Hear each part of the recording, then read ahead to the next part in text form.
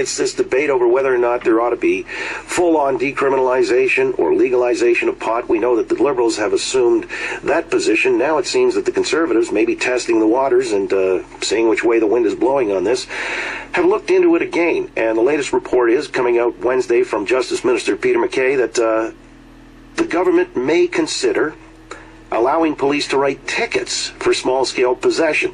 Now, the Canadian Association of Chiefs of Police last year were saying as much, and they would advocate that position. The question now is whether or not you think that's a happy measure. It's not far enough, maybe going a little too far. There was a report in the paper on the weekend I was reading from a local doctor, a medical doctor who specializes in biochemistry and addiction, and he doesn't think we ought to just, hurdle into legalization, because that would not be advisable. So let's find out where we stand on this, take some calls, and see what you favor as policy. If writing tickets just maybe strikes the right balance and tries to satisfy as many people as possible. 870-6400 to weigh in. Star 640 on cell. Now, before we get to you, Russell Barth has joined us on the line yet again. He's the Oakley Show marijuana activist / critic. Russell, how you doing this morning? Not too bad. How you doing? I'm all right. Now, I'm curious because this is, I guess, shape-shifting of a sort from the Conservatives, suggesting they'll allow cops to write tickets. Would that be a compromise you could live with? Nope, it's a ploy. Let me tell you something. What's going on here is the Conservatives saw that the Liberals are polling better by talking about legalization than the Conservatives are talking about more prohibition. So they decided, oh, hey, let's pretend we're going to, make a ticket scheme. That'll be nicer. See, we're trying to look a little less unreasonable. Do you like us now? It's a ploy. They're not loosening the laws. What they're doing is widening the net. Sure, fewer people will end up with criminal charges for marijuana, but many times more Canadians will be handed these fines. All right, so it's a big deal for rich people, right? Oh, $150 fine, sure, pay it, no problem. It's part of the tax for them. But for poor people, the people who are most likely to be given these tickets, it's going to be a real hardship. And if you think the cops are not busy enough now and making too many marijuana charges, just wait until this ticket scheme comes in. They're going to be handing these things out on Yonge Street like grand opening flyers. Here's one for you, here's the ticket for you, here's a ticket for you. Hey, you across the street, come over here, I got a ticket for you. Every stoner in Toronto is going to have a ticket given to them. And if I ever get a cop handing me a ticket, I'm going to crumple it up and throw it in his face. All right, well, that is provided that people would be smoking overtly out in the open, walking down Yonge. They should be. They should be. So you're into full-on legalization. Marijuana should be as legal as chocolate and coffee. Marijuana should be sold in supermarkets. It should be sold raw in the produce section. It should be sold dry in the herb section. That's the way it should be done. If we were doing things by science, if we were making our policies based on science, that's where we would have it. All right, let me ask you, though, Russell, let me stop you there. We're all basically in the same area. I know where you're coming from, but how about this, then? Last Tuesday up on Parliament Hill, there was this group that came into town. You're up in Ottawa. Smart Approaches to Marijuana Canada is a group. Smart Approaches to Marijuana Canada. Bamboozle group. I got nothing good to say about these people at all. They completely disregard science. They're talking absolute balderdash, and I disregard everything. All right, well, wait a minute. Now, let me say my piece. First of all, are you a scientist? No, but I'm a researcher. Okay, well, this doctor, Harold Callant from Toronto, a medical doctor, says as a scientist, his interest is in the effects that drugs have on brains at varying stages of development. Right, exactly, but the point I'm trying to make is this guy isn't looking at the recent science. He's still looking at science that comes from the 1980s. If this guy was looking at science that was coming out of Spain, out of Portugal, out of Israel, out of Germany, and out of the U.S., he would see that, and even out of Canada, because the University of Saskatchewan, I believe it was, showed that marijuana causes neurogenesis. It causes new nerve endings to grow in the brain. All right, look, I can't quibble because I don't have him on, and maybe that would be advisable that we get him in response, but here's the point. And I find it hard to believe that a doctor wouldn't stay contemporary, but nonetheless, he specializes in biochemistry and addiction. He says legalization doesn't make sense. It should be based on a cost-benefit analysis. That more knowledge on the topic... He does say, he admits, wait a minute, whoa, that more knowledge in the recent years has emerged, most of which shows marijuana has potentially long-term negative effects on developing brains. He's full of crap. Oh. He's full of crap. And this is the thing we've been listening to for 100 years. They cherry-pick data, and then they come out in public and say, oh, this is the truth, this is the truth. And when people like me, who are trying to point out what the actual science says, we get brushed aside like we're crackpots. All right, but what about his contention that when the drinking age was lowered from 21 to 18, we actually saw an increase in alcohol-related driving accidents in people younger than 21? So, okay, well, there's two things to consider there. Number one, marijuana is not as bad for people as alcohol. And number two, marijuana doesn't have the same effect on driving as alcohol does. So lowering the age and letting people use marijuana and legalizing marijuana and telling cops to go do some real police work instead of acting like lazy cowards and bugging pot users, it would still be better than it is now. This is the thing that gets me, is just because somebody's a doctor and they say something, you got to follow the money, John. You got to follow the money. There was a doctor just from Montreal, from some university, was saying there's not enough evidence to say that marijuana is good for people with rheumatoid arthritis and fibromyalgia. There's not enough science to reasonably back that up. All right, so if we were to follow the money, Russell, if we're following the money, the feds are going to dole out these licenses for factory farms or whatever you're going to have a license, and so freelancers can't. I've heard from people subsequent to when we've spoken, and they say they don't want the government regulating their crop because they feel they do a better job at maybe harvesting than the government would. That's a different topic. All right, so I don't want to muddy the waters. If you're following the money trail. This is a different topic. Let me finish here. This is important because the government is not growing pot. The private sector is growing pot. These are private companies, private corporations who are being given regulatory licenses by the government. Okay? So there's a lot of problems with the MMPR program the way it is now, but it is a step in the right direction. We do need big farms that are growing pot for sick people because not everybody wants to have a grow in their house or have a designated grower or go to a compassion club or whatever. The MMPR or something like it is needed in Canada. Big greenhouses, big industrial grows providing good, cheap medicine to sick people.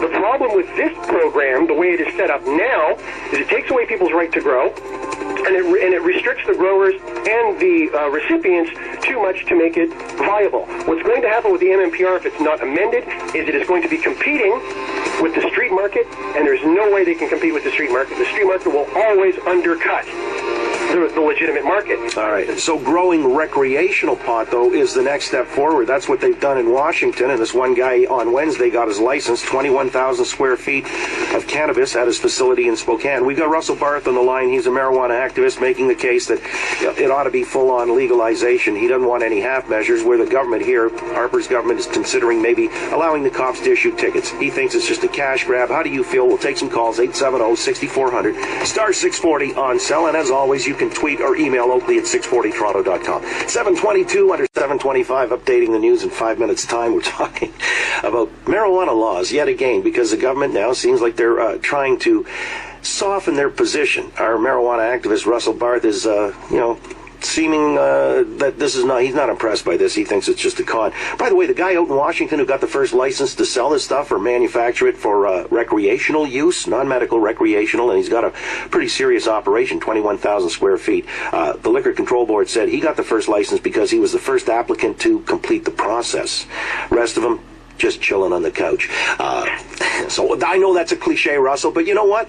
Somebody was also suggesting maybe you have a little more hemp in your morning because you're a little exercised and agitated this morning. You're full on bringing the passion. You're passionate about this, obviously. I'm always like that. Okay, it's not necessarily a bad thing for our purposes. I'm the angriest pothead in Canada. Ask anything. All right, let's take some calls. Lorenzo in Mississauga. Good morning, Oakley Show. Good morning, John. Yeah, you know what? I don't find that yelling your points gives them any greater validity. And if you look at the whole issue behind the police issuing tickets, this isn't so much, and contrary to what Russell says, this isn't so much a conservative initiative. What this is in response to police organizations, police chiefs, and everything all over saying, look, there's a viable cost to busting, a guy over a joint, fingerprinting him, bringing him in, doing the paperwork and all that. And they're the ones who've actually pressed for this and said, look, it would make a hell of a lot more sense. And then you're not giving them that, full-fledged criminal record and all that sort of thing for that certain amount. Let's just give them a ticket and let's allow them to walk. And why? And when you are making these kind of points, you have to be factual about it. You can't just rhyme off what you want people to believe because that's what you want to believe. And you should. You should have probably had a couple extra dupes today. I got nothing wrong with people smoking joints. Don't get me wrong. I'm all for it too. You know what? Let's get a little more liberal on it, but let's be a little fair of where you're coming from and stop yelling your points. Well, all right, hey Lorenzo, you need to encourage him. Russell, by the way. Lorenzo. This is based on the same premise that A, marijuana is a bad thing that needs to be discouraged, and B, that police intervention is the best way to do that. And I disagree on both of those points. Now, sure, this initiative came from the police, like Lorenzo said, and the idea is, from my point of view, is the police realize that crime is going down. It's been going down every single year for about 40 years now, even as our population goes up. So they're realizing, wow, we don't really have a lot to do. If we don't start coming up with ways of keeping our officers busy, legalization is going to come and we're going to have to lay off half the police force. Really? You think that's what it is? This is much easier. Oh, yeah, we don't... You think that's the agenda? But, hey, we'll just hand out tickets. Russell, you know what... It's so much quicker, and they will make so much more money. All right, so following your argument again, follow the money trail, and it's not what's necessarily the most reasonable or rational approach. But I cited this doctor out of Toronto. I want to complete the thought here because this group, Smart Approaches to Marijuana Canada, Smart Approaches, he says it's got to be done on a cost-benefit analysis. And by the way, he is not in favor of doling out criminal records either. He says for people caught with small amounts, it's no better to our society, but developing brains, we've got to deter young kids from getting intoxicated because he's a scientist, he's a doctor, he specializes in biochemistry and addiction, and he says their brains are still developing. You wanted to counter that argument, so you think it's healthy for 16-year-olds to get stoned or kids in adolescence whose brains are still forming? There is science to support the notion that marijuana is a great medicine for ADHD, anxiety, all kinds of things that kids are dealing with now. So what you're asking me is, should a kid be smoking pot? Well, that depends on the kid. Is the kid just sitting around smoking pot and not doing anything with his time? That's a bad thing. But if the kid's got an anxiety problem and he can't get through school, it's better to give him a couple of marijuana cookies each day than it is to give him Ritalin. And the science supports that. All right. Sure, I'm not a scientist, but I can find a list of scientists who can contradict everything that Smart Approaches person says. Here's Saeed in North York. Let's grab more calls, Russell. Saeed, what do you say? What do you say to our man? Morning, John.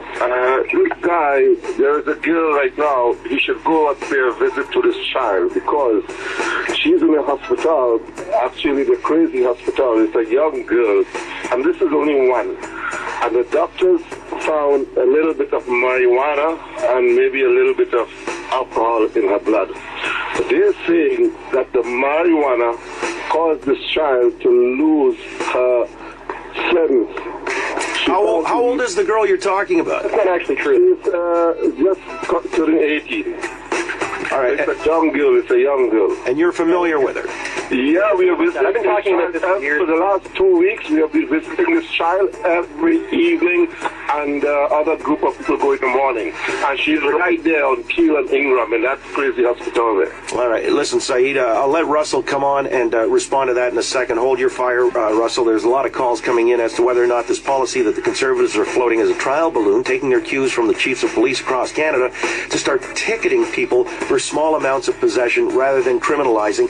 Do you favor that, or are you full-on legalization as Russell, Barth, Justin Trudeau, and others are advocating? More Oakley in a moment at Talk Radio AM640. This is... I mean, he's always in a good mood, can't you tell? He's, what is it, the angriest pot activist in Canada? That's right. All right. Well, you were making the point, I guess, and, I still can't get around you're dismissing this doctor in a science because he's suggesting young brains are still developing. I think the science is pretty much in on that. The young brains are developing, aren't they? Nope. Well, here's the thing. Young brains are developing, yes. Now, the question is, between that scientist and other scientists, not the question between that scientist and me, but other scientists, including a university in Saskatchewan, that shows that the use of cannabis actually causes the brain to grow more cells. Okay? It increases your brain. So it makes you smarter. Well, it makes you smarter. Smarter is more of a case of learning and, greater mental capacity then. Right, exactly. And the thing is, this is something that's called neuroplasticity. And when you change habits and change behaviors as an adult, your brain actually physically changes. So the question is marijuana bad for a developing brain or good for a developing brain? Well, we don't know exactly, but the science is showing now that it's leaning toward maybe it's good. But we need to do more science. And what we're finding out so far is that it's good for things like epilepsy, it's good for things like cancer, it's good for things like ADHD. You can go online. All right, for medical reasons, though. But you see, if you want to decriminalize it, but Russell, hang on. You want to decriminalize it so it's all systems go, everybody's green lighted, just like with cigarettes and alcohol. And what happens is invariably kids... But okay, so what? The kids get a hold of it and they're smoking it because we can say, well, it's only going to be regulated to the extent you got to be 18 or 21. If we want to deter kids from doing it because education. All right, let's get back to the lines here. Got a lot of calls. Let me. No matter whether it's marijuana, piercings, sex, drug use, injuries in sports, being lazy and playing too many video games, all of these things boil down to one thing: education. Where are the parents? All right. It seems like it's a libertarian argument. Jen in Collingwood, what do you say on the matter? Hey, well, if you look at the success so far in Colorado, I think they doubled or tripled their projected revenue from legalizing it in the first 3 months. The revenue that they're generating for their cash-strapped states is going to cause a domino effect all across the states. They want to stop with prohibition, stop jailing people for nonviolent drug offenses, and it's going to happen. So why would we want to double down on being on the wrong side of history? But we're not. The idea the PCs are floating is not to jail people. The chiefs of police have said start issuing tickets. Russell's against that. Do you think that's a good compromise? Well, but again, it's nibbling around the edges. I think we need to just accept the fact that this is a relatively harmless drug. Prohibition doesn't work, and let's get on board and legalize it and generate some revenue for our provinces, for our countries. Properly regulated, it would make it actually harder for kids to get. That silly soccer mom commercial that's running right now, I heard it in the car with my kids, and they both just laughed because, they're floating this idea that somehow Trudeau is wanting it to be more accessible for kids. It's not the case at all. And I said... Yeah, but don't you think it would be? Don't you think it would be if it's full-on legalized and nobody has any fear of deterrence? Well, first of all, it's completely accessible now. I asked my kids, what's harder for you to get right now? If you wanted to get cigarettes, alcohol, or marijuana, what would be the easiest for you to get? And they said marijuana. They don't have to jump through any hoops to get marijuana, whereas cigarettes and alcohol but would the price point, it's regulated. All right, would the price point change, though, if it's legalized? Russell? Well, the price point, yeah, sure, of course it would. It'll come down. The thing is, marijuana is cheap to grow, man. It's so cheap to grow, and the problem would be only in terms of, it would be artisanal. Some people would grow vast fields of, not the strongest weed in the world, and some people would have these small gardens and greenhouses with these, fancy sort of strains that would cost more and everything. There's one company that's vying for a license for the MMPR. They're offering artisanal bud at $18 a gram. It's ridiculous. All right, let's grab one more call on this. James, your turn on the Oakley Show. Good morning. Good morning, gentlemen. I've got all 4 licenses now, and I've, which is designated, which is production, which is possession, and which is the new commercial licenses. As a matter of fact, I have one of the largest commercial license places in Canada right now at 65,000 square feet in North Toronto. Listening to all this, I understand where Russell's coming from. I've been in this business since 1976. I'm in my early 60s now. I was in the Amsterdam scene back in the 80s and 90s when it first took off in California, Cali, and all that nonsense. Anyway, the end of the line is, he's right, yes. The street can always beat the commercials now that the new thing's coming up as of April 1st. But here's where it is. It's Big Pharma getting into it, guys with deep pockets like myself getting into it, because we're playing the money angle. And, hey, I'll sell out. Why? Because I've seen the crap happen so far. Should it be legalized? Yes, but guess what? The second that it legalizes, my company becomes a giant Walmart or the next LCBO. And so, by the way, people have talked to me about it. I'll talk to Lou about it before the top of the hour. As an investment, investing in some of these, I know you need a license, but I think 156 are issued or about to be. Do you think that's a good business to get invested into? It's a great business on the short, like either offering an IPO or better yet. I've had people come up to me already and offer $20 million for a facility. We're not interested in tens of millions. We're interested in hundreds of millions. And so where you won't make money in this business is the midterm. Where you will make the killing is when it does go legalized. Right. So if you've got that license... I want to add to that. It's going to be a huge thing, but right now, the way it is, I've been talking to some other growers locally in Ottawa, all right? Ontario had the best growing season in probably 40 years. There is a glut in the market right now. Marijuana used to go for $3-4 a gram when you're buying it by the kilo. Now it's like $1.75 a gram. It's way cheaper. People can't unload their weed. So when this whole program starts, a lot of people are going to look at the MMPR prices and go, that's a little steep, and they're going to head to the extra legal market, and that's going to undercut. Yeah, it's a good idea to invest in some of these companies, but some of these companies, I predict, are going to go bankrupt. They're going to grow a ton of weed. Not enough people are going to buy it. They're going to fall into the red ink, and that'll be it for them. Well, maybe like our hydro, we can give it away to the States and people in Quebec and whatever. And speaking of which, I don't know how it can be so cheap with the cost of hydro going through the roof. So evidently these guys are working a business model that might have to take a second look at. As a business, hydro is different in every province. I mean, I know. It was a joke, Russ. Here, it's half the price to grow over in Quebec. Russ, I got to let you go. I'm sure you got to get off to work or somewhere, don't you? Yeah, I take care of my wife 24/7. I'm a caregiver. I got you. All right. Well, appreciate your time as always, and we'll do it again real soon.